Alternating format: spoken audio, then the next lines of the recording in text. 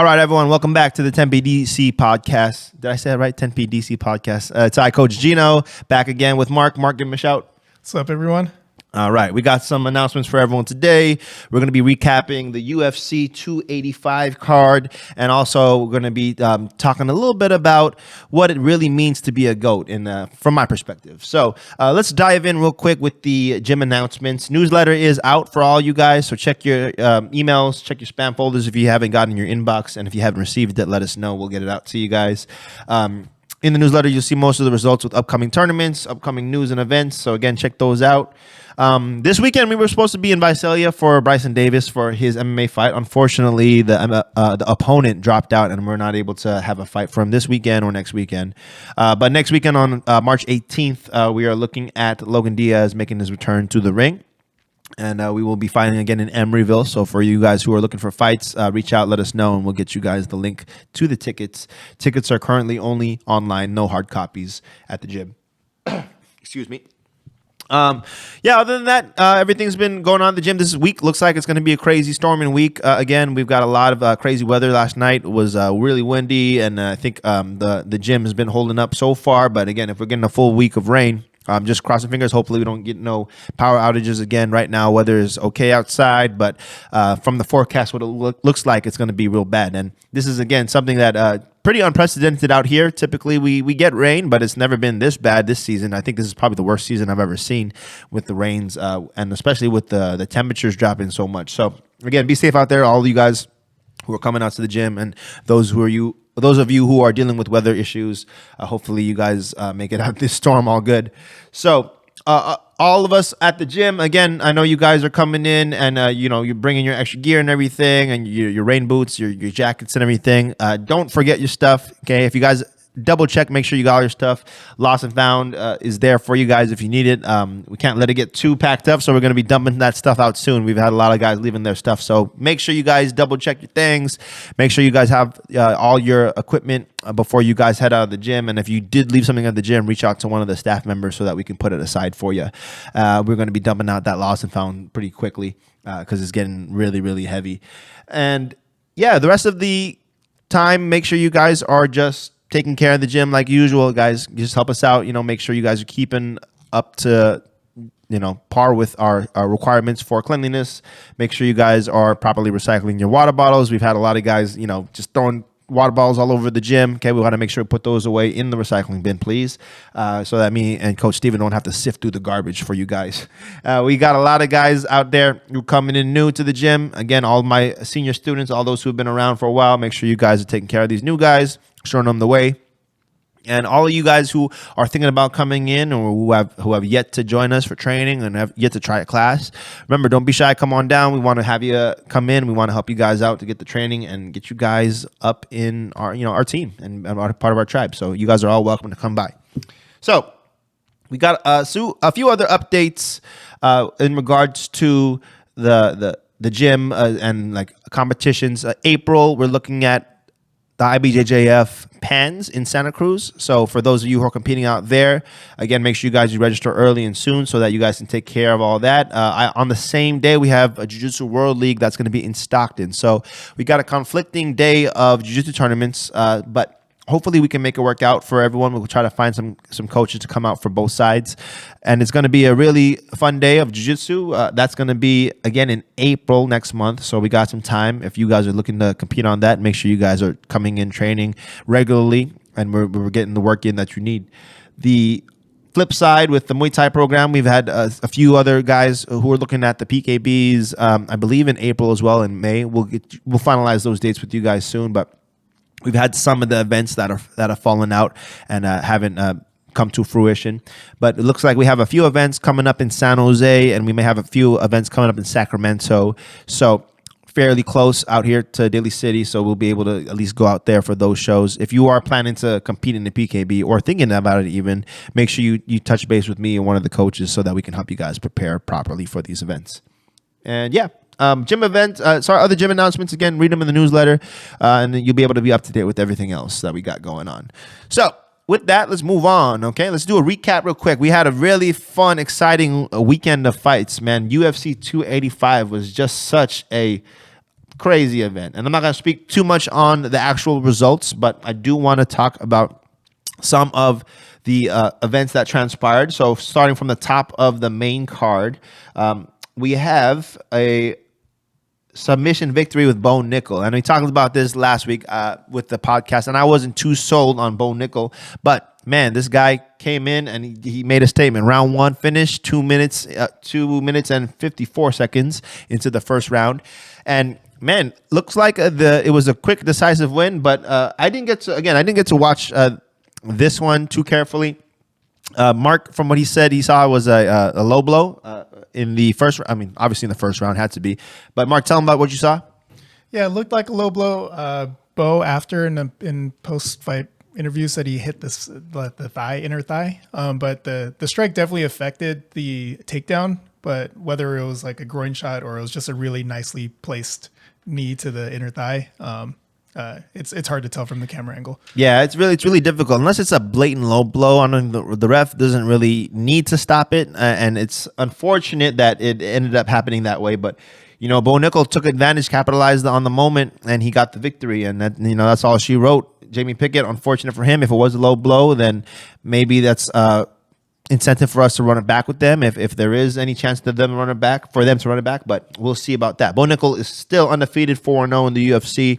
And he is pushing to get to that next level, and looks like he's on his way. Especially with a decisive victory like that in a big show like this. Next up on the fights, we had Mateusz Gamrot versus Jalin Turner. Did not see this one either. Mark, did you get to take a look? Yeah, it's definitely one of those like grappler versus striker fights where Jalin Turner was hurting him on the feet and like had really good damage on the feet, but then Gamrot with some timely takedowns, not necessarily doing too much with the takedown, but like getting him down on the ground, and Gamrot ends up taking the decision there. But it was split, right? Split decision? It looks like it was unanimous. Oh, unanimous. Okay. Jalin Turner, I'm a big fan of, though. But, yeah, he passed the eye test for sure. Guy looked really good on the feet. Yeah, you got to just get a little more refinement in that grappling department, and then hopefully he can come back and get another victory. Gamrot is on his way up. I mean, he's been getting victories for a minute now, so I think he's going to be looking like a top 10 contender for sure. I see in the top 10 right now. Are you aware of? Check, but he did take the fight on like a 10-day notice, so respect there for sure. Man, Jalin Turner, Mateusz Gamrot again looked like a good fight, and hopefully those guys, down the line, will get their title shot, and we'll see what happens with them. Looks like Gamrot is number 7 now. Oh man, climbing up. Lightweight division, such a lethal division, man. If you're number 7 in that division, that says a lot. So, moving on, welterweight fight. This one was the one I wanted to watch the most. Geoff Neal, Shavkat Rakhmonov, and my God, Rakhmonov. Am I saying that right? Rakhmonov. Now, Shavkat, I'm just going to call him, and Geoff had a battle. This was fight of the night, man. Shavkat was putting on him. Geoff wasn't no punk. He wasn't backing up either. In the third round, Shavkat was able to find the finish, the victory, and toward the very end of the fight, like the last minute, he was able to get that submission victory. And again, Shavkat with 100% finish rate on his record, 17 wins, 17 finishes, just an amazing record that you got to respect. And Shavkat definitely is one of those guys that I am sure he's going to get a title shot. I don't know who is going to be against, but he is definitely one of my guys that I am looking at to be a future champion, because man, oh man, this guy is just something else. And if you guys are not on the Shavkat hype train, you better jump on, because he is going to be a contender at the very least. And I think he's definitely up there with a chance to be a champion in this sport as a welterweight. We'd love to see him match up against Chimaev, because both of them are both having that kind of same style. Chimaev a little louder with his demeanor. Shavkat's more of the quiet killer. I think that's the fight we need to see soon, and I'm hoping to see that. Kazakhstan versus what is Chechen versus Chechnya, and the battle of the Eastern Europeans, man, that's gonna be a one to watch. So I'm looking forward to that matchup when they do make it. Mark, did you get the chance to watch that one? Yeah, man, Geoff Neal, dude, is tough. Geoff Neal is a beast, dude. Yeah. All respect. That was definitely a fight of the night, and man, what a battle. Yeah, he hurt. It looked like he hurt Shavkat in the he definitely had moments. He made his Shavkat look human for the first time, and I think that it's definitely something where Geoff Neal is not. His stock has not dropped with this fight. I mean, Shavkat it just shows how great Shavkat's been. But then again, Geoff Neal is one of those guys. He still has a lot of potential. Still a great, and it still has a potential to be a contender as well. Yeah, and speaking of Hamzat, this might be too early on the hype train, but would like to see him and Bo Nickal at some point fight. Yeah, man. Oh, Bo Nickal, man. Bo Nickal, yeah, that's right as well. Bo Nickal was a middleweight. So, yeah, I mean, depending on if Hamzat wants to continue doing the welterweight dance and trying to get cut down there, that's the big issue right now. After that last fight with Nate Diaz and him missing weight by that big, he may have to move to middleweight. We will see. If he misses weight again, that's a big incentive for us to make sure he stays at middleweight. But definitely, we've seen him perform at welterweight, and he was fine in the past. And I don't know if it was the commission or the doctors or whatever happened last time, but would definitely love to see either of those matchups. But again, Shavkat, I'm picking Shavkat for that one for sure, and that's my guy, and I think he's going to be getting up there pretty soon, pretty quick. So let's move on to the co-main event of the evening. A very, very, very, very surprising victory by Alexa Grasso. I don't think anyone was picking Grasso for this fight. I sure wasn't looking at her. But, man, she was able to capitalize on the moment. When Valentina Shevchenko went for that spinning kick, she was able to jump on the back right away, sinking that rear naked choke. And just an amazing, amazing performance by her. And I think the first round, Mark, again, you scored it for her on the Grasso side. And the next two, you scored it for Valentina. The submission came in round 4, and it looked like Valentina was winning that round as well. Alexa capitalized on that one mistake she made, throwing that spinning bad kiss. Mark was saying it reminiscent of that Chris Weidman, Luke Rockhold situation when Chris went for that spinning kick and then got his back exposed and got taken down. But Alexa was able to finish via submission and was able to again, just take the queen of the women's flyweight division out. The only ever champion to be women's flyweight champion in the UFC, Valentina Shevchenko.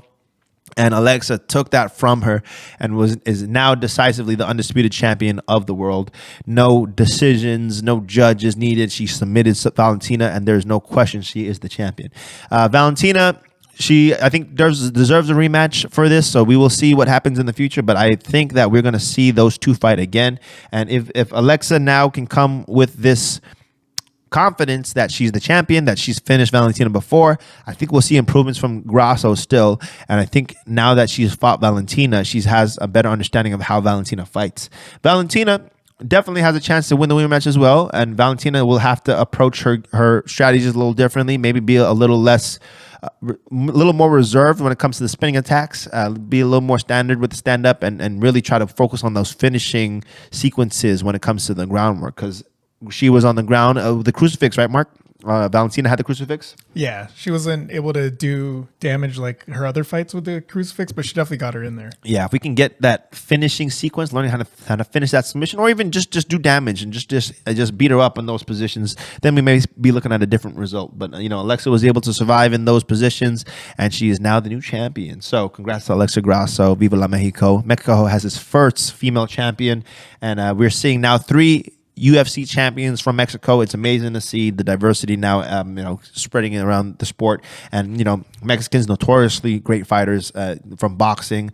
And we just seeing them flourish in MMA now, which is really, really interesting to see now in the future of the sport in Mexico. So we move on to the main event, the big show, the creme de la creme, the GOAT returns, Jon Jones, the debatable GOAT. Again, let's talk about that a little bit. But again, the results of the fight, most of you already saw. Submission round 1, 2 minutes in, Jon Jones was able to close the distance when Gane threw a right hand and overextended. Jon slipped the punch, grabbed Gane and just took him down. Really easily took him down. Got him up against the cage. When Gane was trying to get up, Jon was off the back. Once Gane got his back against the cage, Jon transitioned to the front headlock and went for the guillotine finish. Wrapped it once and then didn't lock it in quite well, and then transitioned and then locked it up again. Really got tight around the neck, and then Gane was forced to tap because he did not have an answer for that wrap around the neck, that guillotine that Jon Jones has, that squeeze. And if you watch that Lyoto Machida fight with Jon Jones, we know that squeeze is legitimately a threat, and you don't want to be stuck in that guillotine too long. Now, let's talk about this. Jon Jones, again, we talked about this a lot last week with Jon Jones returning and at heavyweight. He came back from a long layoff, 3 years off, and claimed the heavyweight throne.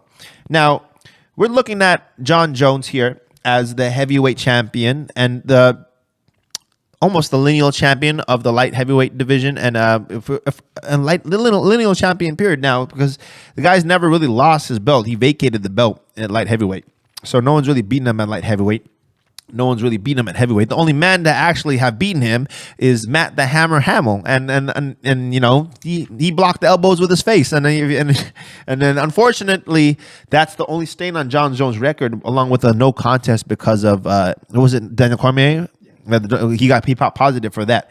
So again, a near perfect record, and if you look at this, the GOAT debate, whether John Jones is the GOAT or not, is always going to be to each person's perspective. It's going to be subjective. So I want to talk about this a little bit today, because with John Jones now claiming the title as heavyweight king and now continuing to put up the debate as him being the GOAT, I think there's something to touch base on when we talk about GOATs, right? And of course, GOATs, we're talking about the greatest of all time. And if we talk about the greatest of all time, we don't necessarily mean the best of all time, and or even the best in that time period. And we talk about these terms: great, best, most dangerous, most lethal, most skilled, and even though they're very similar titles, they're not necessarily the same.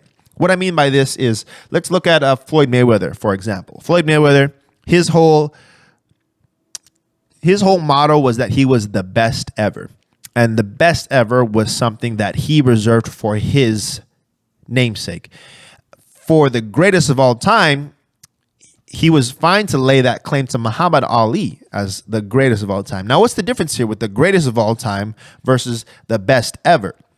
If we look at pure boxing skill, Floyd Mayweather definitely has the advantage. The best ever was never defeated, perfect record. Boxing skills was phenomenal, out of this world. No one boxes better than Floyd Mayweather. No one has a better understanding of boxing than Floyd Mayweather does. Now, on the other side of the coin, you have Muhammad Ali as the greatest of all time. Now, what do we mean by great? Great doesn't necessarily mean, for me, great doesn't necessarily mean you're the most skilled. It doesn't mean you have the best record. It doesn't mean that you have the best understanding of the sport. Even the greatest means you were great in a sense of your persona, your whole aura, and your whole being was a great encapsulating and awe-inspiring presence. Now, Muhammad Ali, as if you guys don't know your history, Muhammad Ali was considered one of the greats because of what he did outside of the boxing ring. Muhammad Ali, in the back days in the 60s when he was fighting, and the 70s, he was adamant about civil rights, and he was adamant about making the sport fair and making just in general the world fair for black men and colored people. And he was very adamant about making sure that he fought for the right reasons. There came a point in time when Muhammad Ali was stripped of his title because he would not enlist into the draft in the Vietnam War, and then was considerably stripped of some prime years of his boxing career. And he was able to take that suspension, come back, and then win it again. So if we look at the magnitude of what Muhammad Ali has achieved, not only in his boxing career, but in his whole life, and along with the civil rights, along with his writings, his work, his speeches, and the talks he's given, we have to put some weight on that, as well as what he's done in the ring. And his ring accomplishments are definitely nothing to take lightly. He beat George Foreman, he beat Joe Frazier, he beat Sonny Liston, all these guys. And Muhammad Ali lost plenty of times as well too. When he was Cassius Clay, he was on the rise. He was still struggling, and he didn't have that kind of same finesse that Floyd had throughout his career of just being able to make guys look silly. And Floyd was just on a whole nother level. Barely anyone ever gave Floyd too much trouble. Maybe Miguel Cotto, maybe Marcos Maidana, but Chino Maidana, and all those guys that claim that they would be the first stain on Floyd Mayweather's record, he was able to beat them all decisively. And then it's very, very difficult for us to kind of argue against that, because it's a fact. Floyd Mayweather still has the O on his record, and he's never been defeated. Muhammad Ali, at the end of the day, is not a perfect boxing record. He didn't have all the answers when it came to boxing. There's plenty of times he got hit a lot. And Muhammad Ali, as you all remember, he died with Parkinson's, unfortunately, and he took a lot of shots and he had a lot of wars. And Floyd, still to this day, is still in good health, and he's still competing in exhibitions. And it just goes to show how good his boxing skill was. But the thing is, Floyd has never done anything for civil rights. Floyd has never done anything for the community in the sense where you look at, in comparison to Muhammad Ali. Floyd is obviously a great man. I've seen what he's done for his charities and the people around him. He's a very giving person, not someone that most people think he is compared to his persona that he puts out there for the media and to sell fights. Floyd is a very respectful man from what I've seen, but when we talk about greatness is such a huge and such a vast like spectrum. And if we look at just one aspect of a person's career as a GOAT, we just simply cannot deny that the personal life has an effect on the professional life. Let's look at another sport, for example, Michael Jordan. Michael Jordan, the GOAT of all time. Now, another debate versus him is Bill Russell. Bill Russell, another GOAT. Okay, now let's look at the accomplishments, okay? Bill Russell and Michael Jordan, both NBA champions. Michael Jordan with 6 rings. Bill Russell with 12 rings. And if I'm not mistaken, 12 rings. Bill Russell got this with a couple rings while he was the coach of the Celtics at the same time he was playing. Okay, and a player coach. Imagine, to this day, it's unheard of to have a player coach. But Bill Russell was able to win 2 championships playing on the team and coaching them at the same time. 11-time NBA champion. Okay, correct my mistake. Okay, 11-time NBA champion. Bill Russell was another man like Muhammad Ali during the same era, was very, very adamant about civil rights and was able to do a lot in these days to fight for black men's rights. He was a very educated man. He came from a very, very not a rich background, but a middle class background, and he was able to use his intellect not only in sports but in civil rights and in just in general in for his people and for the world in an aspect. And then we look at Michael Jordan, 6-time NBA champion, unprecedented. Because Michael Jordan wasn't a 7-footer, and he changed the game of basketball in a sense where he was able to show what explosiveness, what understanding and fight IQ and determination can do to the sport and to any kind of athlete, and was able to do a lot for business. He was a businessman. The Air Jordan brand to this day is the biggest brand out there as far as sports. And if you look at it in these aspects, we definitely have to put some weight on Bill Russell being a GOAT along with Michael Jordan being a GOAT. And but another aspect of it, which gives it another lean toward Michael Jordan, is how great he made the sport of basketball and how huge he made the sport and how popular he made the sport. And Bill Russell, as great as he was, the champion, civil rights activist, but he never made basketball what it is today. Michael Jordan made basketball the most popular sport in America, or damn near one of the most popular sports in the world. And we got to put some respect on that. If you look at today, even Steph Curry and LeBron James, these guys have yet to make that stamp on the sport. And this is another point I want to make. When we look at all these athletes, the guys I was talking about, Floyd Mayweather, we're talking about Muhammad Ali, Bill Russell, and Michael Jordan, okay? Those guys are all done with their careers. Those guys are done competing. So when you look at a GOAT, it's hard to call someone a GOAT while they're still currently competing, because we don't know at the end of the day how they're going to finish their career. LeBron James and Steph Curry could very well win another 6 championships in a row. I mean, I know that's a far stretch, but if they did that, definitely they'd have a case at the quote unquote GOAT status. And this all comes back to now, like, reeling it in back to MMA, and we're talking about Jon Jones. And Jon Jones is very adamant about calling himself the GOAT, and he really believes that true to his heart, that he is the greatest of all time. And again, I respect that. I understand that he needs to have that mindset for him to continue and to be great as he is. But we still have to consider some of the things Jon Jones has dealt with in his past, in his personal life, and the things that may happen in the future before I can definitively say that he is the GOAT. In my opinion, the GOAT that I have in my head is Georges St. Pierre.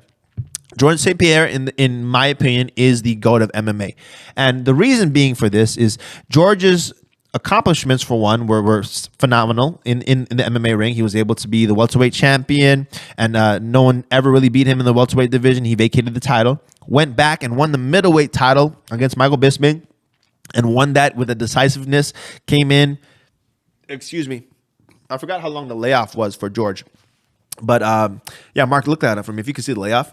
It was 4 years. 4 years off, came back and won that middleweight championship and choked the hell out of Michael Bisping and was able to, stake the claim as a double champion. So George, on his end, the reason I would consider him the GOAT is because, for one, again, he got that double belt. He did the accomplishments in the UFC.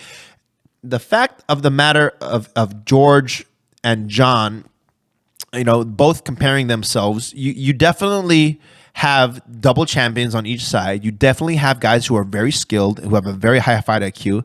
But when we look outside of just the sport, the personal life definitely comes into a factor. And we got to say that George, in his personal life, has been able to keep it together much better than John Jones. If you guys have seen the news and headlines of what John has been going through in his personal life, whether it be with his drug problems, with his DUIs, or with his domestic abuse problems, we have a spotless record on George's end. And then George, not only is it a spotless record, but George's demeanor overall provides such an interesting dichotomy for the sport of MMA, because he's a very nice, respectful, humble guy. He shows everyone how to carry themselves as martial artists. He is a true martial artist in his essence, and he doesn't carry himself with this arrogance. He doesn't carry himself with this type of demeanor that some people don't appreciate, and again, I like when a guy is confident. I like when a guy, he believes he's the best and he wants to do that, by all means. But I have such a high respect for the guy who's humble,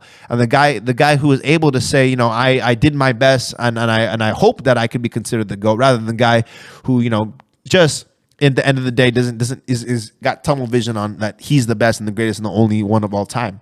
And I respect that with George, because when we look at MMA in comparison to other sports, MMA is such a violent sport. It's such a very devastating sport. And with George having that demeanor that he has, that very calm, cool, collected demeanor, very rarely do you see George riled up. Very rarely do you see him out of composure or angry in a sense, maybe with the only exception of the BJ Penn fight.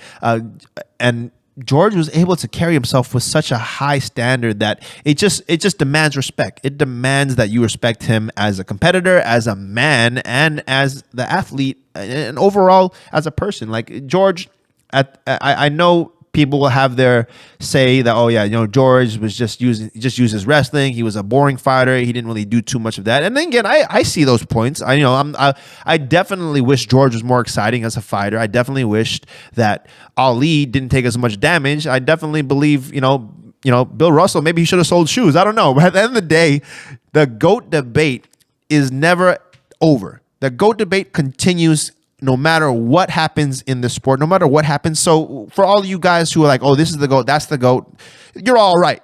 Because at every moment in time, someone is the GOAT, and they can have their moment to stake claim to that GOAT, that greatest of all time. Khabib Nurmagomedov had that pound for pound demand that he had after he retired. But, we look at all the accomplishments. We can go on and compare, Khabib being undefeated, Khabib never having a stand on his record, Khabib, although never was a double champ, and although he retired early, so when we look at all the fighters and all the past and all the things that may happen in the future, we got to be careful not to get too stuck on one person that demands that GOAT status, because the future is a mystery. No one knows what's going to happen in the future. John Jones could lose his title in the next fight by some ridiculous flying knee KO, and we can see a whole new champion stake claim to that GOAT status. And to this day, if you were to just put everything on paper, put everything on everyone's resume and put all of it up, there will still be a debate. There'll still be someone talking about this or that or this factor, because there's no way to weigh those things against each other. When it comes down to skill-wise, I believe John Jones is the best skill-wise. He has the best tools in the game. He has the best fight IQ. He has the best understanding of distance, the best understanding of grappling, the best skills for MMA. And that is, for me, hard to debate, because no one is able to put together with maybe the exception of Demetrius Johnson, who's able to put such a dynamic game together and able to be good, and not only good, but great at every single aspect of the sport when it comes to the striking, the grappling, the understanding of, the pacing, the distance. We got a lot to go with this. So I love the GOAT debates. The GOAT debates is what makes this interesting because we have so many athletes out there. We have so many who are just so talented that it just demands you tune in and see what's going on with these guys, make your own opinion, and put it out there, because when we talk about these GOATs, we talk about these stories. These are what makes people's legacies. This is what makes people great. And we want to have those debates. We want to have those legacies so that we can hold ourselves to higher standards in the training room. We have to make sure we can continue to try to emulate these guys and try to show ourselves getting to that level or surpassing that. There's still plenty of kids out there today watching these athletes and just training hard because they want to be like them or better than them. And we're going to keep continuing to have these debates so that they can see what the standards we're requiring for them to carry themselves. For all you young martial artists out there, for me, I'm demanding that I see you guys carry yourselves with respect, with honor, with dignity, and show what martial arts is all about. For me to consider you as a GOAT, if you don't give a damn about my opinion, so be it. But that's where I stand on the GOAT debate. Your GOAT status requires you to have a demeanor. It requires you to have a certain character that demands respect. And for me, you cannot deny the actions that you take in the ring, out the ring, make a difference. So, Mark, what's your thoughts on this GOAT debate? I know I've been going off on this. Excuse me. Yeah, I mean, I'm with you with GSP, and then also just I'm with you with the like how you act outside of the cage and everything like that.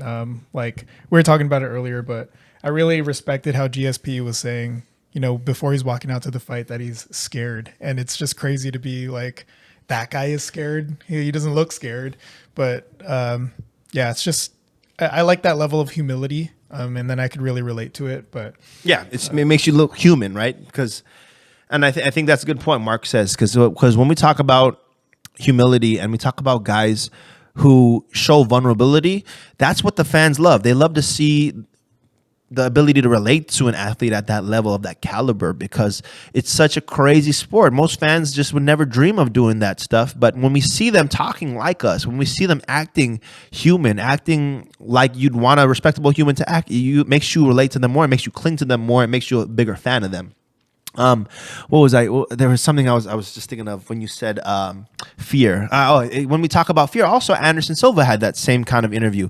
Anderson had this interview. I'll never forget it. Anderson Silva, if you guys don't remember, of course, I mean, it's crazy these days that Anderson's gone, but Anderson was my GOAT before George was able to kind of surpass him when George finished off his career. Anderson was definitely one of the GOATs for me, and still is one of the GOATs for me, especially in the middleweight division. But Anderson was talking about it, how fear is not necessarily something that fighters just don't have. Everyone has fear, but they use that fear wisely. It's just like the analogy of fire that Cus D'Amato used. Fear is like fire. Fire can, if you let it get out of control, it can burn you.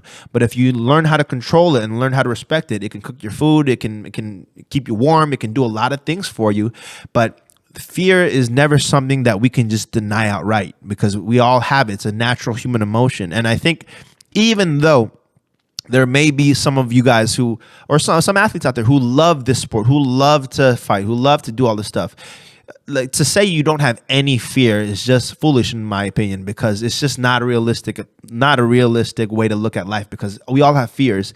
And at the end of the day, fear is what drives all of us to do what we do, because no one wants to be, hurt. No one wants to be homeless. No one wants to be doing all these things. And we fear of that stuff, which makes our fear of those things makes us work harder, makes us stronger. So if you guys are worried about fear, remember, there's no bravery without fear. You can never be brave without fear. The brave ones are not guys who don't have fear. The brave ones are the guys who act in spite of the fear. And that's what makes a great, in my opinion. So I think that's a good way to wrap it for today, guys. I hope you guys enjoyed the talk today, and let us know if you guys have any comments, questions, concerns. Make sure you guys subscribe, like, and share with your friends. We'll catch you guys soon. If you guys need anything, obviously let me know. I'll see you guys around the gym. For those I don't see on the regular, feel free to reach out and we'll chat. however you'd like. All right, Mark, we'll send them off for today. Any last thoughts? Just students, we're open to questions too. So just throw us some questions that we could talk about on the pod. If you're interested in anything, it could be even like Gino's favorite color. Yeah, even if it's not comments, you just tell us in person. You guys see me and Mark around the gym all the time. Tell one of the coaches, and the coaches will relay it to us. But again, we like to get you guys involved. Hopefully we can get some more guests on soon. Hopefully you guys can get some more of the guys. If you're interested in jumping on the pod, let me know. All right, everyone. Take care. Train hard. Stay consistent. Have a good weekend.